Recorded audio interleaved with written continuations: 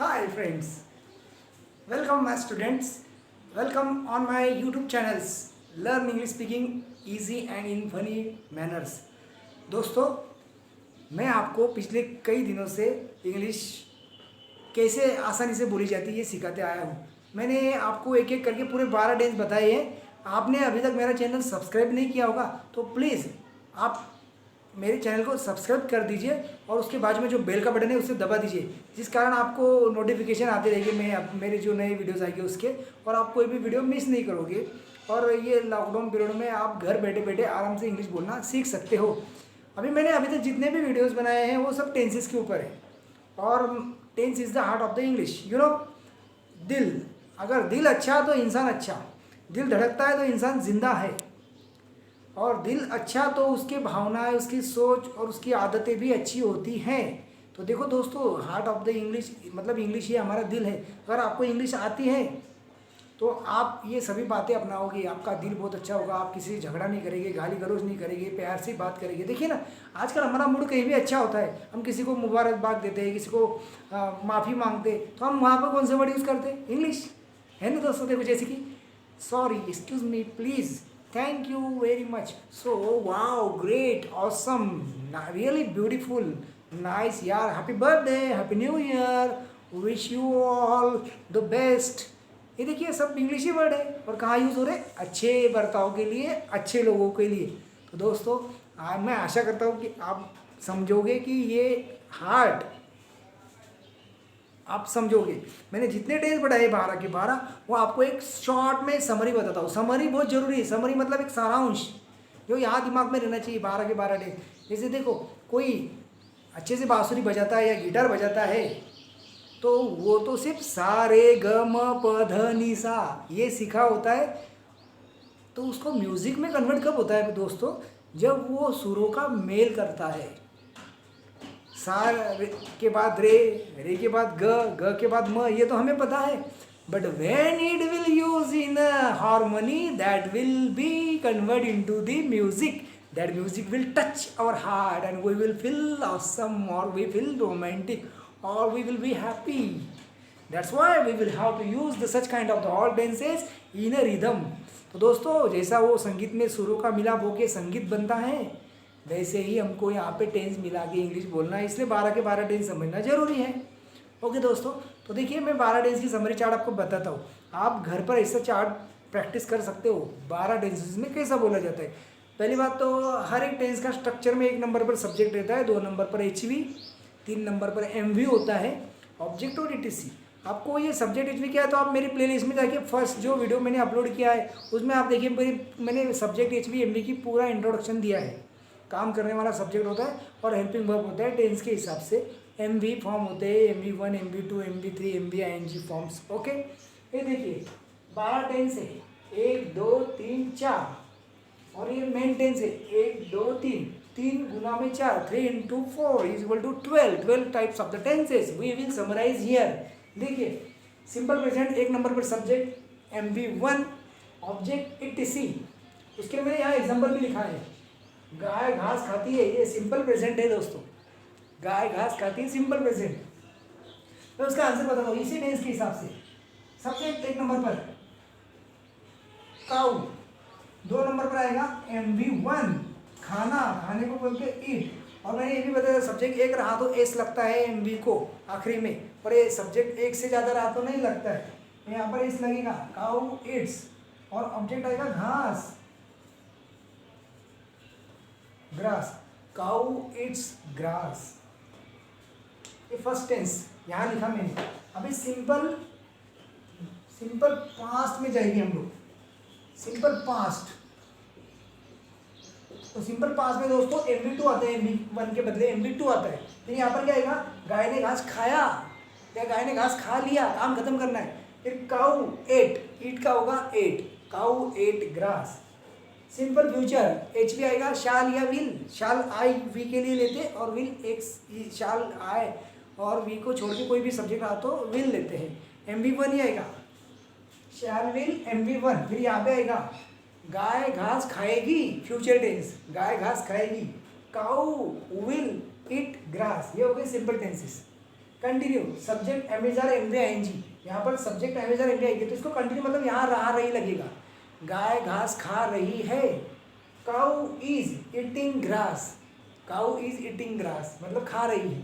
अभी चालू भूतकाल, गाय घास खा रही थी, गाय घास खा रही थी। देखो यहाँ पे वॉज वेयर एच पी आया, वॉज या वेयर एम वी आई जी, तो कंटिन्यू पास में वॉज वेयर एम वी आई जी। गाय घास खा रही थी, काउ वॉज ईटिंग ग्रास, यहाँ पे वॉज आएगा एक है, वेयर एक से ज़्यादा सब्जेक्ट के लिए आता है। कंटिन्यू फ्यूचर शाल विल, और उसे जुड़ता है यहाँ पर be, shall will be M V I N G. गाय घास खा रही होगी, cow will be eating grass, will be eating grass. ये हो गए continue tenses, perfect tenses, perfect present. Subject have या has H V M V three. Okay दोस्तों, यहाँ पे फिर कैसे का काम खत्म करना और आखिरी में है होना। गाय ने घास खाया है, काम खत्म, खाया है। Cow has eaten grass, M V three eaten. Continue past, subject के बाद हैड आता है, एम वी थ्री हैड लेंगे हैव हैज के बदले परफेक्ट में। गाय ने घास खाया था, था। Cow had eaten grass. Perfect future, perfect future में दोस्तों सब्जेक्ट के बाद will, shall, will have been, will have लेते हैं, बिन नहीं लेते। उसके बाद एम वी थ्री है, फ्यूचर में subject will have M V three. गाय ने घास खाया होगा, गाय ने घास खाया होगा। Cow will have eaten grass, will have eaten grass. ये हो गया आपके परफेक्ट टेंसेस। अभी लास्ट का continue perfect tenses, continue perfect present. एक नंबर पर आपको मिलेगा सब्जेक्ट हैव या हैज और उसको बिन जोड़ा जाता है और M V I N G forms. Subject have has plus been M V I N G objective T C. गाय घास खाते आई है, गाय घास खाते आई है। Cow has been eating grass, has आएगा एक है तो एक से ज़्यादा रहता है, हाँ आता है, आयु को भी हाँ आता है। Cow has been eating grass. Continue perfect past, गाय घास खाते आई थी, यहाँ पर आता है हैड बीन, हैज के बदले हैड आ जाता है। गाय घास खाते आई थी, cow had been eating grass. Continue perfect future, subject के बाद विल हैव, फिर उसके बाद been M V I N G object T C. गाय घास खाते आई होगी, cow will have been eating grass. Friends, it is a summary chart. If you observe, अगर आप इसको बारगाई से देखते हो, एच वी तीनों कंटिन्यू टेंस में है और तीनों कंटिन्यू में M V I N G है। मतलब कंटिन्यू में एम वी को आई एन जी लगता ही है और एच वी बदल रहे सिर्फ, am is are was were will shall.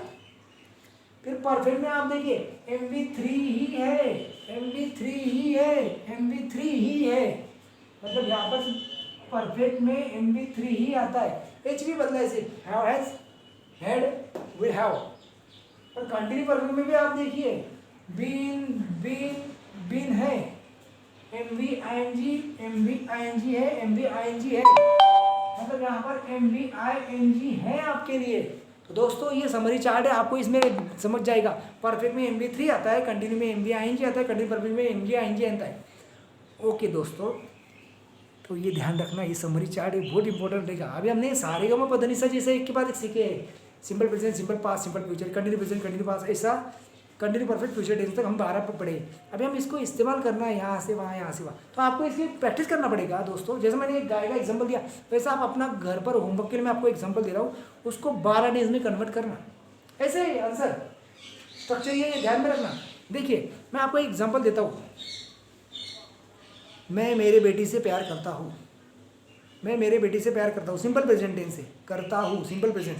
I love my daughter. फिर सिंपल पास्ट में मैंने मेरी बेटी से प्यार किया, आई लव माई डॉटर। मैं मेरी बेटी से प्यार करूँगा, आई शैल लव माई डॉटर। मैं मेरी अभी कंटिन्यू में जाता हूँ मैं, ये सिंपल हो गई। कंटिन्यू प्रेजेंट, मैं मेरी बेटी से प्यार कर रहा हूँ, I am loving my daughter. Continue past, मैं मेरे बेटी से प्यार कर रहा था। कंटिन्यू फ्यूचर, मैं मेरे बेटी से प्यार कर रहा होगा। I shall be loving my daughter, perfect tenses में जाएगी अभी। परफेक्ट प्रेजेंट, मैंने मेरी बेटी से प्यार किया है, I have love my daughter.